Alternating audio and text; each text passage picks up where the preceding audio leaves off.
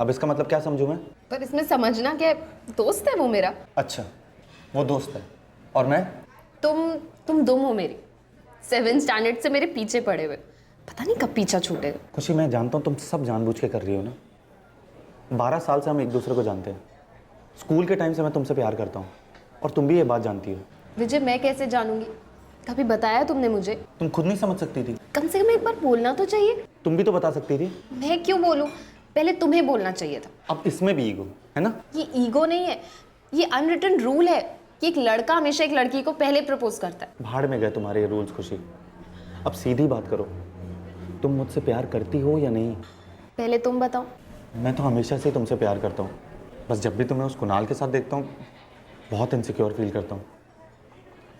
मैं तुम्हें खोना नहीं चाहता हूँ खुशी। लो, मैंने कह दिया, अब तुम्हारी बारी। स्टूपिड हो तुम। Of course I love you. तो चलो शादी कर लेते हैं। मैं आज ही मम्मी पापा से, इनफैक्ट अभी बात कर लेता हूँ। रिलैक्स विजय, अभी 1 मिनट पहले तो तुमने मुझे प्रपोज किया और अब सीधा शादी। वैसे भी मेरी लिस्ट में शादी काफी बाद में है। I mean, मुझे अभी MBA करना है, जॉब करनी है, बिजनेस करना है मुझे। कॉलेज अभी तो खत्म हुआ है और जिंदगी अभी स्टार्ट हुई। लेकिन मेरी जिंदगी तो तब शुरू होगी ना जब हमारी शादी होगी। मैं तो तुमसे आज ही, इनफैक्ट अभी शादी कर सकता हूँ। और ये MBA, ये जॉब, ये सब तो तुम शादी के बाद भी कर सकती हो ना। मगर ये पानी में। अभी तुम ये डिसाइड करो कि तुम्हें मेरी बीवी बनना भी है या नहीं, या मैं किसी और से शादी कर लूँ। धमकी दे रहे हो मुझे? धमकी नहीं दे रहा हूँ, तुम्हें भी इनसिक्योर फील कराने की कोशिश कर रहा हूँ। सोच लो, बाकी लाइन में तो बहुत है। और अगले ही साल दोनों ने शादी कर ली सर। हम दोनों, विजय के पेरेंट्स।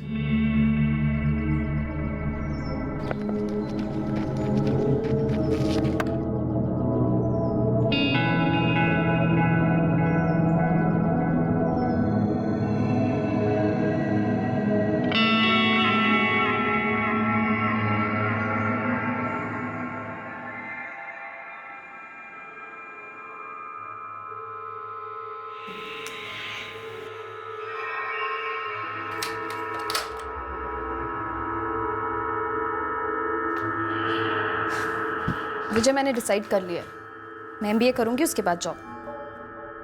खुशी, फिर शुरू हो गई ना तुम। कम से कम काम पे जाते वक्त तो दिमाग मत खराब करो। रोज रोज इस टॉपिक पे बहस करना जरूरी है क्या? बहस नहीं कर रही हूँ, जो कहा है वही करूंगी। तुम्हारा टिफिन किचन में रखा है, ले लेना। मुझे भी नहा के इंस्टीट्यूट जाना है, आज फीस भरनी है मुझे।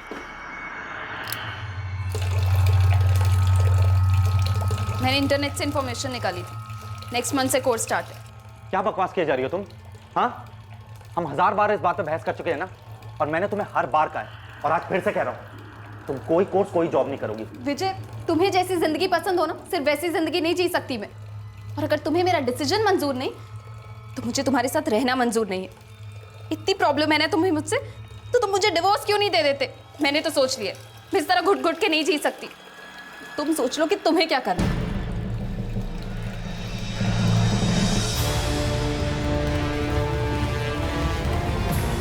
अगर तुम्हें मेरा डिसीजन मंजूर नहीं, तुम्हें मेरा डिसीजन तुम्हारे साथ रहना मंजूर नहीं, तुम्हारे साथ रहना मंजूर, तो मुझे डिवोर्स क्यों नहीं दे देते? तो मुझे डिवोर्स क्यों नहीं दे देते? तुम्हें मेरा डिसीजन मंजूर, तो मुझे डिवोर्स क्यों नहीं दे देते? तो मुझे डिवोर्स क्यों नहीं दे देते?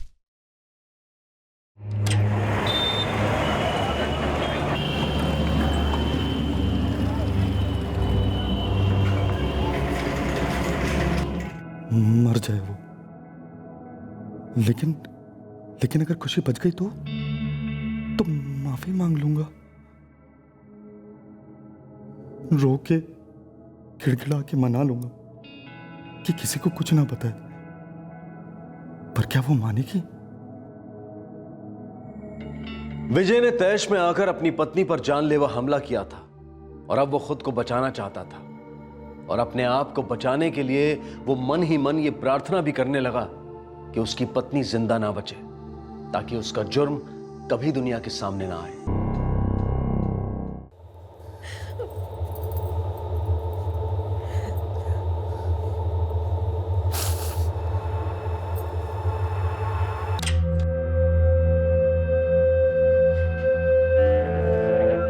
डॉक्टर साहब, मेरी बेटी कैसी है? खुशी ठीक तो है ना? आई एम सॉरी, हम उससे बचा नहीं पाए। विजय विजय विजय विजय बेटा, थैंक गॉड, बच गया। अब किसी को कुछ पता नहीं चलेगा। मिस्टर विजय, कुछ फॉर्मेलिटीज पूरी करनी होगी। मुझे पुलिस को इन्फॉर्म करना होगा। पुलिस क्या? ये सिर्फ एक रूटीन प्रोसीजर है। मैं ऐसा नहीं कर सकता। आप प्लीज मेरी वाइफ की बॉडी मुझे सौंप दीजिए। मिस्टर विजय, आप समझने की कोशिश कीजिए। आपकी पत्नी की डेथ नेचुरल नहीं थी और एक्सीडेंटल डेथ में एज पर रूल्स। हर बाढ़ में गए आपके रूल्स। मैं अपनी बीवी को अपने घर लेके जाना चाहता हूं। मैं नहीं चाहता कि आप, ये पुलिस या कोई और मेरी पत्नी को छुए, समझे आप? मैं खुशी को बस घर लेके जाना चाहता हूं, उसके अपने घर। आप प्लीज इन्हें समझाइए। जब तक पुलिस एडीआर यानी एक्सीडेंटल डेथ रिपोर्ट रजिस्टर नहीं करती, हम विक्टिम की बॉडी फैमिली को नहीं सौंप सकते। अरे आप कौन होते हैं मुझे रोकने वाले? मैंने खोई अपनी खुशी, पति हूं मैं उसका। मेरा पूरा हक बनता है उसकी लाश पर।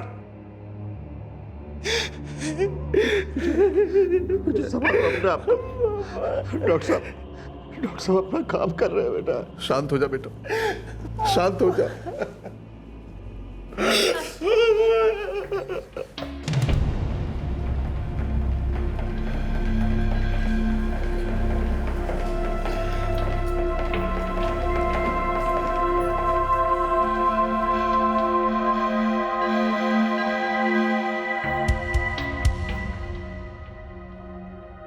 मैं ऑफिस के लिए निकल रहा था।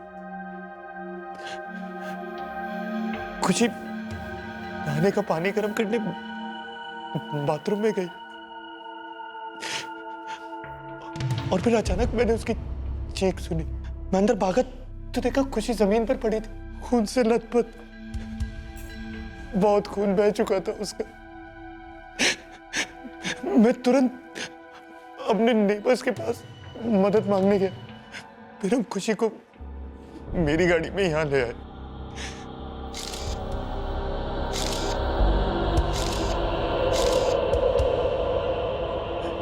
यहां आकर मैंने खुशी के पेरेंट्स को फोन किया और फिर अपने पेरेंट्स को। आपका नाम? जितेंद्र तिवारी। ये मेरी पत्नी शांति। आपका नाम? मेरा नाम राजेश गुप्ता और ये मेरी पत्नी नीता गुप्ता। एकदम नाम जैसे नेचर था उसका। हमेशा खुश रहती थी। सुबह भी मुझसे पूछ रही थी कि रात को डिनर में क्या बना। शायद बात करते करते उसका ध्यान नहीं रहा होगा और वो फिसल गई। सर,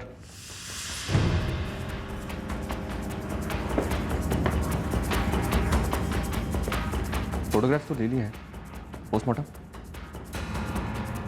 डॉक्टर भारद्वाज से पूछते हैं कि पोस्टमार्टम की ज़रूरत है या नहीं। कुछ बेसिक फॉर्मेलिटीज़ बाकी हैं, जिसके बाद हम एक्सीडेंटल डेथ रिपोर्ट रजिस्टर करेंगे। फिर मृतक की बॉडी हम आपको सौंप देंगे। क्या मैं अपनी पत्नी को देख सकता हूँ? ठीक है, लेकिन ज़्यादा देर नहीं। इंस्पेक्टर, खुशी गुप्ता का डिटेल्ड पोस्टमार्टम होना चाहिए। कोई ख़ास वजह? कुछ चीज है, जैसे सर पर जो घाव है वो काफी गहरा है। बाथरूम में फिसलने से इतना गहरा घाव कैसे हो सकता है? डॉक्टर, आपको लगता है ये एक्सीडेंट का केस नहीं है? मेरे हिसाब से केस तो एक्सीडेंट का ही है, लेकिन बेहतर यही होगा कि एडीआर फाइल करने से पहले इन सभी पहलुओं की जांच हो जाए। आप पोस्टमार्टम की फॉर्मेलिटीज शुरू करवाइए। पर पोस्टमार्टम क्यों? मैं आपको खुशी की बॉडी की चीर फाड़ नहीं करने दूंगा। मैं आपको पोस्टमार्टम नहीं करने दूंगा। देखिए, रिपोर्ट फाइल करने के लिए ये ज़रूरी है। अरे इतनी गहरी चोट लगी उसको, ये क्या काम है? नहीं, मैं अपनी खुशी को और तकलीफ नहीं दे सकता। मैं आपको पोस्टमार्टम की परमिशन नहीं दूंगा। प्लीज़ समझाइए इन्हें। बात परमिशन की नहीं है, एडीआर फाइल करने के लिए ये करना ज़रूरी है। सब इंस्पेक्टर दिलीप इनके घर जाएंगे और एक्सीडेंटल स्पॉट की जांच करेंगे। हम अपनी ड्यूटी कर रहे हैं, इसलिए प्लीज़। मैंने आपको कहा ना, मैं आपको पोस्टमार्टम नहीं करने दूंगा। मिस्टर विजय, मैं आपकी फीलिंग समझ सकता हूँ, बट प्लीज़ आप भी समझने की कोशिश कीजिए। हमें अपनी ड्यूटी करनी है। प्लीज़ घर की चाबी दीजिए ताकि सब इंस्पेक्टर दिलीप आपके ससुर या फादर के साथ आपके फ्लैट पर जाके एक्सीडेंटल स्पॉट की जांच कर सकें।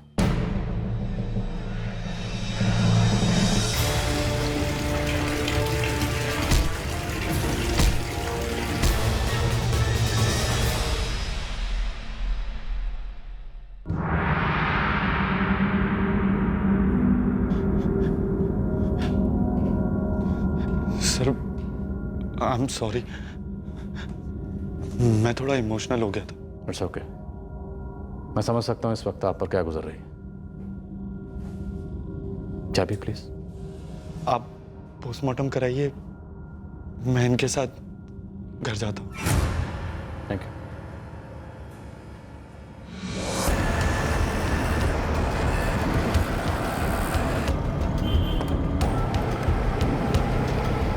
और जल्दी विजय, और जल्दी, पुलिस से पहले पहुंचना है तुझे।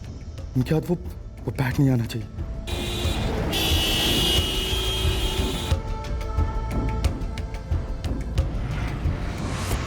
बढ़ते चलो।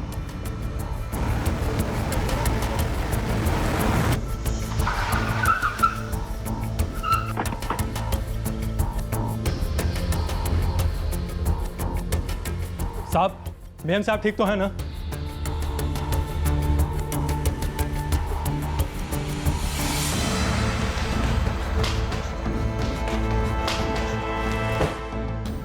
ये विजय गुप्ता का फ्लैट नंबर कौन सा है? तीसरा माला साहब, फ्लैट नंबर 301। वो तो अभी सीढ़ियों से ऊपर गया है।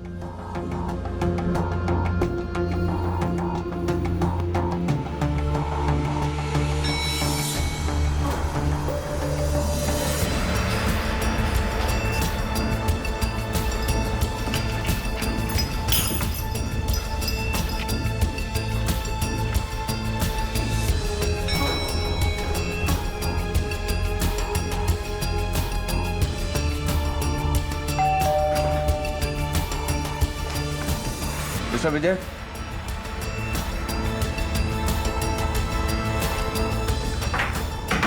मिस्टर विजय,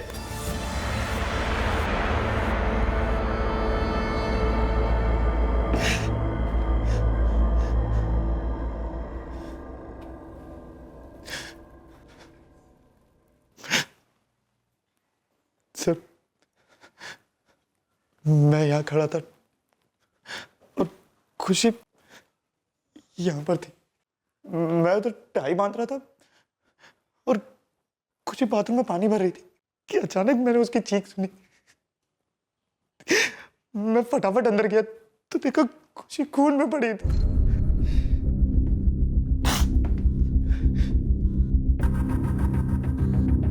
संभल के, खून पे पैर ना पड़े।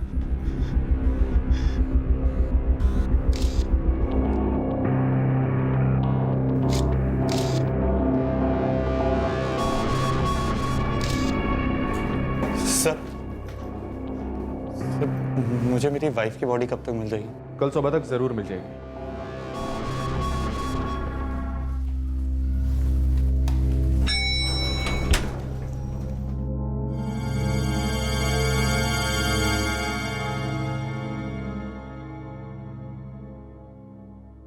ठीक है, हम अभी पहुंचते हैं।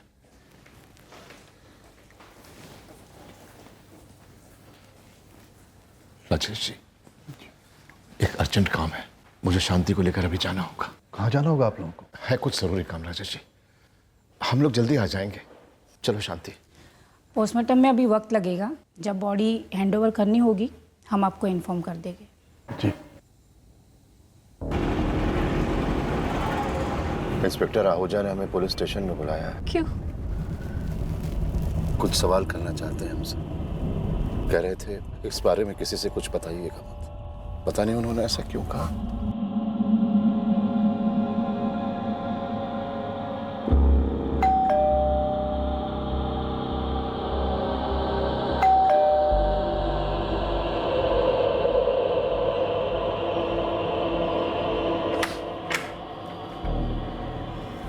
नर्स ने कहा कि पोस्टमार्टम में वक्त लगेगा। और खुशी के मम्मी पापा कह रहे थे कुछ ज़रूरी काम है और फिर चले गए। कुछ बताया उन्होंने कहाँ जा रहे हैं? नहीं बेटा, मुझे भी अजीब लगा। एक फोन आया और वो तुरंत चले गए। माफ़ी चाहता हूँ ऐसे वक्त पर आप लोगों को यहाँ बुलाना पड़ा, लेकिन कुछ ज़रूरी बात करनी थी। किस बारे में सर? क्या आपकी बेटी खुशी और दामाद विजय के बीच में सब कुछ ठीक था? जी बिल्कुल। शादी को कितना वक्त हुआ? 3 साल। क्या शादी के वक्त दहेज की कोई डिमांड थी? जी नहीं सर। लेकिन आप ये सवाल क्यों पूछ रहे हैं? जितेंद्र जी, आपकी बेटी खुशी की मौत एक एक्सीडेंट से हुई है, लेकिन मौत एक ऐसी लड़की की हुई है जिसकी शादी को अभी 7 साल से भी कम वक्त हुआ। इसलिए हमें इस तरह के सवाल पूछने पड़ते हैं, ये जानने के लिए कि मौत के पीछे कहीं कोई और वजह तो नहीं थी। इसलिए पूछ रहा हूँ, क्या आपकी बेटी खुशी को आपके दामाद विजय से कोई तकलीफ थी? नहीं सर, हमारा दामाद विजय तो बहुत अच्छा लड़का है। दोनों की लव मैरिज थी, बहुत प्यार करते थे एक दूसरे से। अगर आप ये कहना चाहते हैं कि विजय ने खुशी को मारा है, तो मैं दावे के साथ कह सकता हूं कि विजय ऐसा कभी नहीं करेगा। वो ऐसा कर ही नहीं सकता। हम विजय को तब से जानते हैं सर, जब वो 14 साल का था। खुशी और विजय एक ही स्कूल में थे, एक ही क्लास में। तब से दोनों की दोस्ती थी। स्कूल के बाद दोनों ने कॉलेज भी एक ही सिलेक्ट किया। हम दोनों उनकी दोस्ती के बारे में जानते थे। कभी कभी दोनों में अनबन हो जाती थी, तो दोनों एक दूसरे से बात करना बंद कर देते थे। लेकिन हमने कभी खुशी से इस बारे में कुछ नहीं पूछा। वो बहुत समझदार थी सर, अपना भला बुरा खुद समझती थी। रिश्ता निभाना आता था उसे। आ गई बेटा? आ गई खुशी? आजा बेटा, साथ में डिनर करते हैं। नहीं पापा, बिल्कुल भूख नहीं है। लेकिन बेटा। पापा बहुत नींद आ रही है। Good night. अरे बेटा, लगता है तुम्हारी बेटी का मूड खराब हो गया है। लगता है झगड़ा हुआ है विजय के साथ। कल चाय देने गई थी ना, तब मैंने सुना फोन पर बात करते हुए। रो रही थी। अरे तो बात करो ना उससे। वो बात करे तब ना।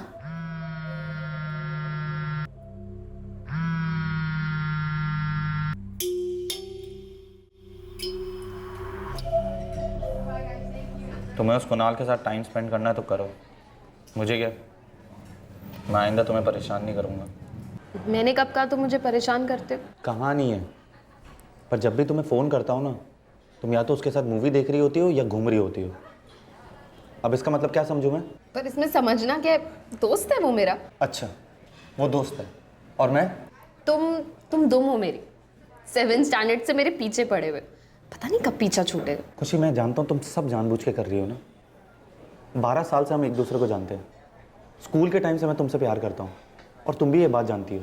विजय, मैं कैसे जानूंगी? कभी बताया तुमने मुझे? तुम खुद नहीं समझ सकती थी? कम से कम एक बार बोलना तो चाहिए। तुम भी तो बता सकती थी। मैं क्यों बोलूं? पहले तुम्हें बोलना चाहिए था। अब इसमें भी ईगो है ना? ये ईगो नहीं है, ये अनरिटन रूल है कि एक लड़का हमेशा एक लड़की को पहले प्रपोज करता है। भाड़ में गए तुम्हारे ये रूल्स खुशी। अब सीधी बात करो, तुम मुझसे प्यार करती हो या नहीं? पहले तुम बताओ। मैं तो हमेशा से तुमसे प्यार करता हूँ, बस जब भी तुम्हें उस कुणाल के साथ देखता हूँ बहुत इनसिक्योर फील करता हूँ। मैं तुम्हें खोना नहीं चाहता हूँ खुशी। लो, मैंने कह दिया, अब तुम्हारी बारी। स्टूपिड हो तुम। Of course I love you. तो चलो शादी कर लेते हैं। मैं आज ही मम्मी पापा से, इनफैक्ट अभी बात कर लेता हूँ। रिलैक्स विजय, अभी 1 मिनट पहले तो तुमने मुझे प्रपोज किया और अब सीधा शादी। वैसे भी मेरी लिस्ट में शादी काफ़ी बाद में है। I mean, मुझे अभी MBA करना है, जॉब करनी है, बिजनेस करना है मुझे। कॉलेज अभी तो ख़त्म हुआ है और ज़िंदगी अभी स्टार्ट हुई। लेकिन मेरी ज़िंदगी तो तब शुरू होगी ना जब हमारी शादी होगी। मैं तो तुमसे आज ही, इनफैक्ट अभी शादी कर सकता हूँ। और ये MBA, ये जॉब, ये सब तो तुम शादी के बाद भी कर सकती हो ना। मगर ये पानी में। अभी तुम ये डिसाइड करो कि तुम्हें मेरी बीवी बनना भी है या नहीं, या मैं किसी और से शादी कर लूँ। धमकी दे रहे हो मुझे? धमकी नहीं दे रहा हूँ, तुम्हें भी इनसिक्योर फील कराने की कोशिश कर रहा हूँ। सोच लो, बाकी लाइन में तो बहुत है। और अगले ही साल दोनों ने शादी कर ली सर। हम दोनों, विजय के पेरेंट्स सब बहुत खुश थे इस रिश्ते से। विजय के लिए खुशी से बढ़कर कुछ था ही नहीं सर। मुझे तो विजय की चिंता हो रही। खुशी की कमी सबसे ज्यादा उसे करेगी सर। वो खुशी को चोट पहुंचा ही नहीं सकता था सर। वो दोनों एक दूसरे के साथ बहुत खुश थे। विजय खुशी की हत्या को एक्सीडेंट बताकर अपने अपराध को छुपाने की कोशिश में लगा था, और खुशी के माँ बाप ने जिस विश्वास के साथ पुलिस के सामने विजय की तरफदारी की थी, उसने विजय को शक के दायरे से और दूर कर दिया। लेकिन क्या विजय का जुर्म कभी सामने नहीं आने वाला था? क्या यह एक परफेक्ट क्राइम था, या फिर हर मुजरिम की तरह यह विजय की एक नाकाम कोशिश थी अपने जुर्म को छिपाने की?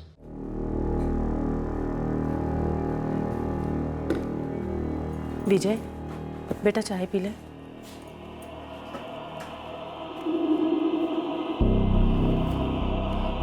बेटा, हाँ, पुलिस की जांच पूरी हो चुकी है, तो क्या ये बाथरूम और बेडरूम को साफ कर सकते हैं? कुछ बताया था उन्होंने? नहीं पापा, ऐसा तो कुछ भी नहीं कहा उन्होंने। मेरे ख्याल से हमें साफ सफाई शुरू कर देनी चाहिए। कब तक ऐसे हालत में रहेंगे हम? ठीक है, मैं साफ कर देती हूँ। नहीं माँ, आप लोग बैठिए, मैं साफ कर देता हूँ। नहीं बेटा, तू वैसे ही बहुत थका हुआ है, मैं ही साफ कर दूंगी। मैंने कहा ना मैं साफ कर दूंगा। मतलब आप लोग बैठिए, मैं साफ करके आता हूँ।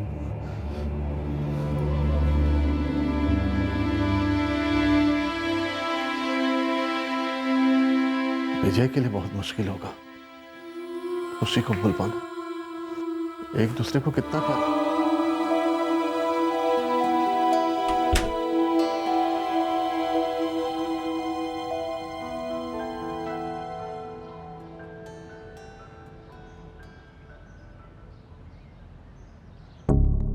बाथरूम के फ्लोर पर बहुत खून था सर। बेडरूम में भी खून के धब्बे थे, जो शायद खुशी को हॉस्पिटल ले जाते वक्त हुए होंगे।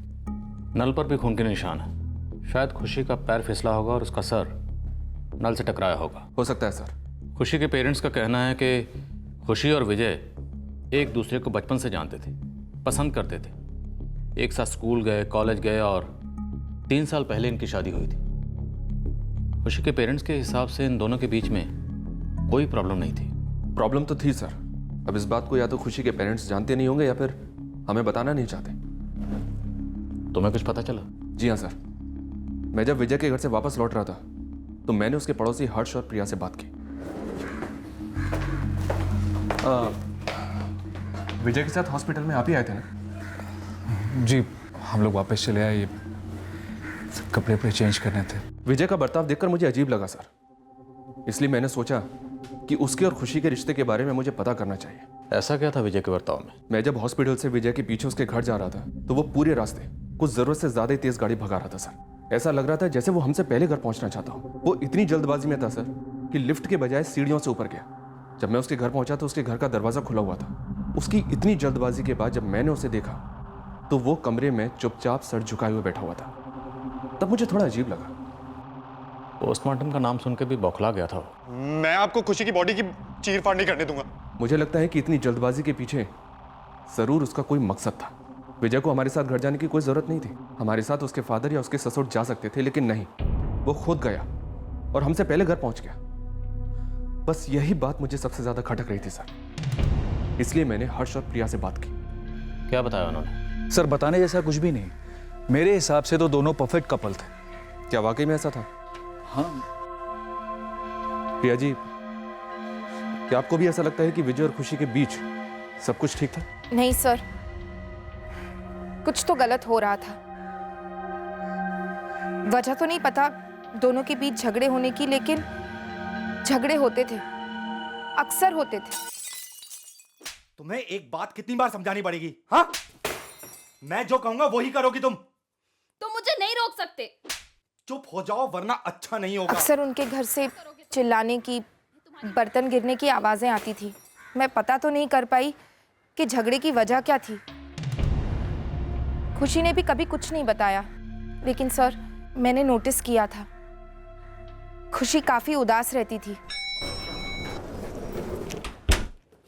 हाय खुशी। हाय प्रिया, कैसी हो? ठीक हूँ। वो लेट हो रही हूँ, निकलती हूँ। उस दिन तो मैंने उसके चेहरे पर चोट का निशान भी देखा था। अब सर, प्रिया कह रही हो तो जरूर होते होंगे दोनों में झगड़े, लेकिन आप ये सब क्यों पूछ रहे हैं? सर मैं जानता हूँ। सर, विजय बहुत अच्छा लड़का है। उसने काफी कम उम्र में बहुत कुछ अचीव कर लिया। एक मल्टीनेशनल कंपनी के कॉल सेंटर में एचआर की पोस्ट पर है। वो ऐसा करेगा नहीं मान सकता सर मैं। खुशी और विजय के बीच में अक्सर झगड़े होते थे और ये झगड़े मारपीट तक पहुंच गए थे, लेकिन फिर भी खुशी ने यह बात कभी अपने पेरेंट्स को नहीं बताई। अजीब है ना।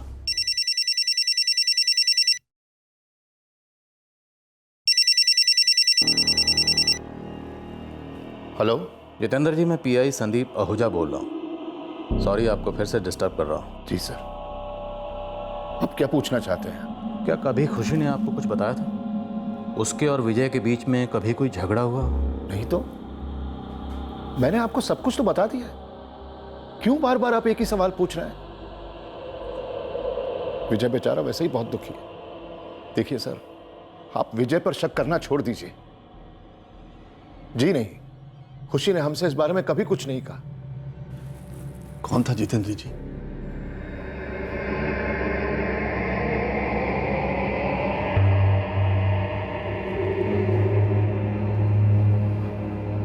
विजय बेटा, क्या तुम्हारे और खुशी के बीच में किसी बात को लेकर कोई झगड़ा था? नहीं पापा जी, बल्कि हम दोनों तो बहुत खुश थे एक दूसरे के साथ। किसी ने ऐसा कहा आपसे? किसी ने नहीं बेटा, मैं बस ऐसे ही पूछ रहा था। मैं जानता हूं तुम दोनों एक दूसरे से बहुत प्यार करते थे।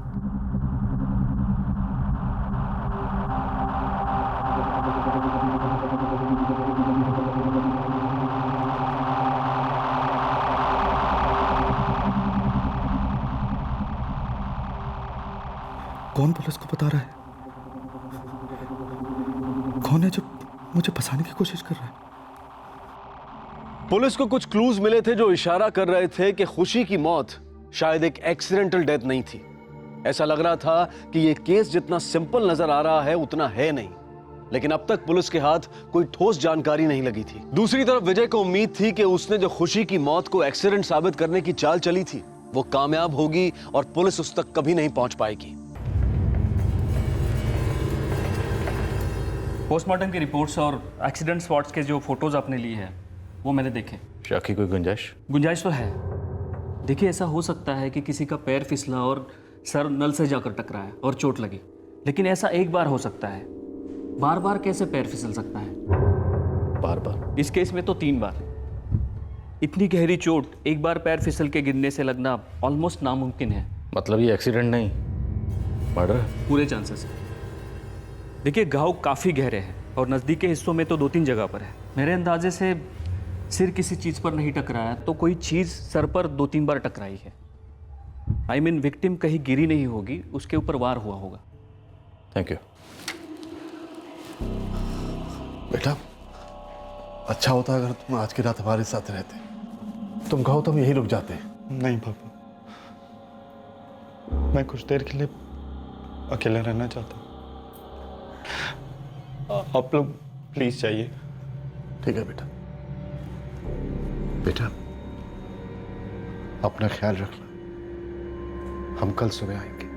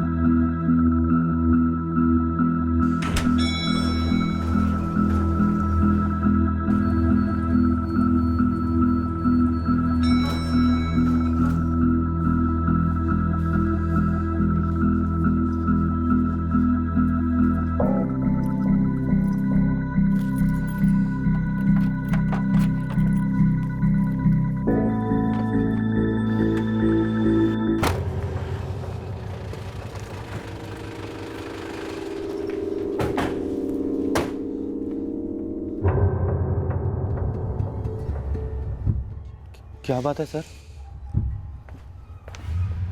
खुशी की बॉडी कब मिलेगी हमें? कल सुबह। लेकिन हमें वो हथियार कब मिलेगा जिससे तुमने खुशी को मारा। क्या बकवास कर रहे हैं सर आप लोग?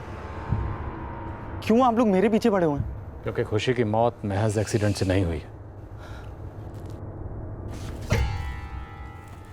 मिस्टर विजय, डिक्की खोलिए। क्या छिपा रहे थे आप इसमें? हमने आपको डिक्की बंद करते हुए देखा है।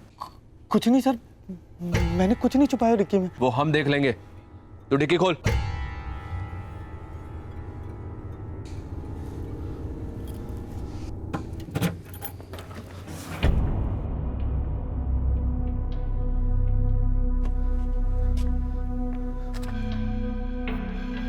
आप गलत समझ रहे हैं सर। जैसा आप सोच रहे हैं वैसा नहीं है सर। मैंने कुछ नहीं किया सर। मैं आपको सब समझा सकता हूं सर।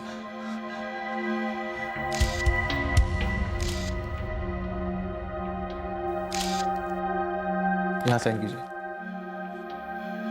सर मेरी बात तो सुनिए सर। सर मैंने कुछ नहीं किया सर। सर मेरी कोई गलती नहीं सर। मैं उसे मारना नहीं चाहता था सर। प्लीज सर मेरी बात सुनिए सर। मैं उसे मारना नहीं चाहता था sir. Please sir. Thank you.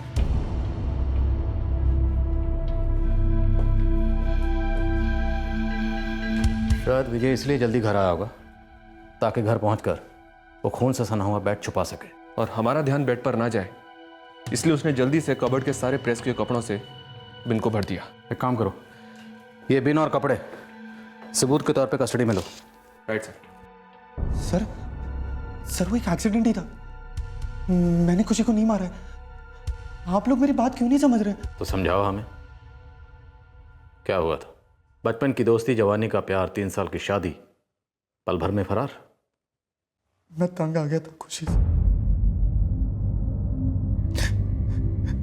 रोज वो एक ही जिद पकड़कर बैठी रहती थी, एमबीए करने की, जॉब करने की। कितनी बार समझाया उसको, मगर वो मानती ही नहीं थी। खुशी पढ़ना चाहती थी, एमबीए करना चाहती थी, जॉब करना चाहती थी, सिर्फ इसलिए तुमने उसे मार डाला? सर मैंने कहा ना, मैं उसे मारना नहीं चाहता था। मुझे बस गुस्सा आ गया था उसकी जिद सुनकर। वो मुझे छोड़ने को तैयार थी, पर अपनी जिद नहीं, मुझे धमकी दे रही थी वो डिवोर्स देने की। अगर तुम्हें मेरा डिसीजन मंजूर नहीं तो मुझे तुम्हारे साथ रहना मंजूर नहीं है। इतनी प्रॉब्लम है ना तुम्हें मुझसे, तो तुम मुझे डिवोर्स क्यों नहीं दे देते? रोज रोज एक ही बात की रट लगाकर बैठी रहती थी। पढ़ाई करनी, जॉब करनी। उसे लगता था कि वो जॉब करके मुझसे आगे निकल जाएगी। बहुत अहंकार आ गया था उसमें। विजय, तुम ही ने तो कहा था कि मैं शादी के बाद एमबीए कर सकती हूँ, जॉब कर सकती हूँ। हाँ बाबा, मैंने कहा था, पर जरा ये तो सोचो, तुम जॉब करोगे तो एक घर कौन संभालेगा? और तुम्हें जॉब करने की जरूरत क्या है? मैं अच्छा खासा कमा रहा हूं ना। विजय, बात सिर्फ कमाने की नहीं है, बात मेरी पहचान की है, मेरे सूप ठंडा हो गया है, इसे जरा गर्म कर लाओगी? क्या एक ही बात को लेकर बैठ जाती हो? अरे आज सेलिब्रेशन का मौका है, प्रमोशन मिली है मुझे, क्यों मूड स्पॉइल कर रही हो यार? जिस तरह तुम्हें अपने अचीवमेंट पे प्राउड फील हो रहा है ना, उस तरह मुझे भी हक है अपने लाइफ में कुछ अचीव करने का। ये मेरा तेरा क्या लगा रखा है तुमने खुशी? मेरी अचीवमेंट तुम्हारी नहीं है क्या? क्यों इतनी सेल्फिश हो रही हो? सेल्फिश मैं हो रही हूँ या तुम? तुम्हें यही डर है ना कि मैं लाइफ में तुमसे आगे बढ़ जाऊंगी? तुम्हारा मेल ईगो रोक रहा है ना मुझे। विजय, तुम समझते क्यों नहीं हो कि अपने करियर को लेके बहुत सीरियस हूं। मैं हमारे घर और हमारी लाइफ को लेकर सीरियस हूं। तुम्हारा करियर हमारी लाइफ से ज्यादा इंपॉर्टेंट नहीं है। तुम वही करोगी जो मैं तुम्हें कहूंगा। मैं नहीं करूंगी, मेरी मर्जी क्या कोई मायने नहीं रखती। नहीं रखती है, ये मेरा घर है और तुम मेरी बीवी हो। जो मैं कहूंगा तुम वही करोगी, और जिस चीज के लिए मैं तुम्हें मना करूंगा ना, तुम बिल्कुल नहीं करोगी। सारा दिन घर पे रह के पागल हो रही हूँ, सांस भी नहीं ली जाती मुझसे। तो योगा करो, मेडिटेशन करो, अपने दिमाग पर ना थोड़ा कंट्रोल करना सीखो। तुम क्यों नहीं कंट्रोल करते हो? अपने ईगो पे, अपने डर पे, अपने झूठे अहंकार पे जो मुझे रोक रहा है।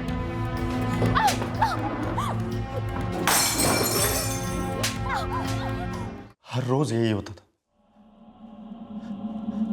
वो समझती नहीं थी। आज सुबह भी उसने मुझे धमकी दी डिवोर्स देने की।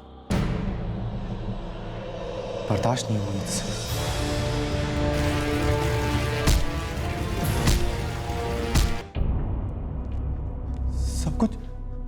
सब कुछ एक ही झटके में हो गया।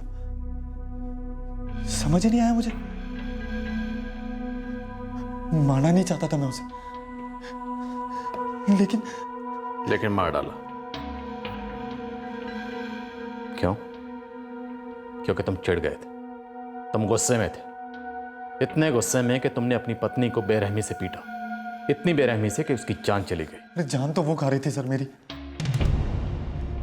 चोट पहुंचा रही थी मुझे, लगातार बार बार एक ही बात कहकर। वो सिर्फ पढ़ना चाहती थी, जॉब करना चाहती थी, उससे तुम्हारी ईगो, तुम्हारे अहंकार को ठेस पहुंच रही थी।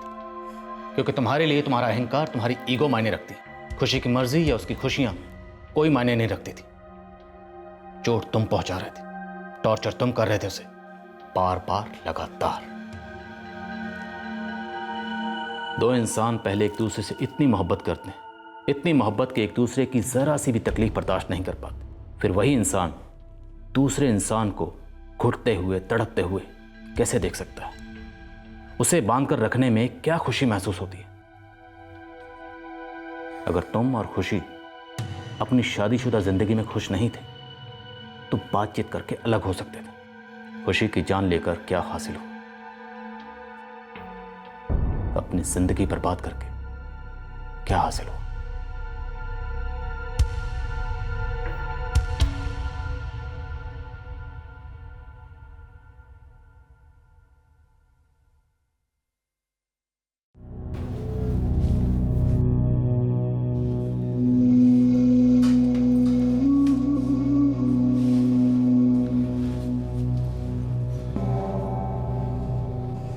खुशी ने हम लोगों से इस बारे में कभी कुछ नहीं कहा,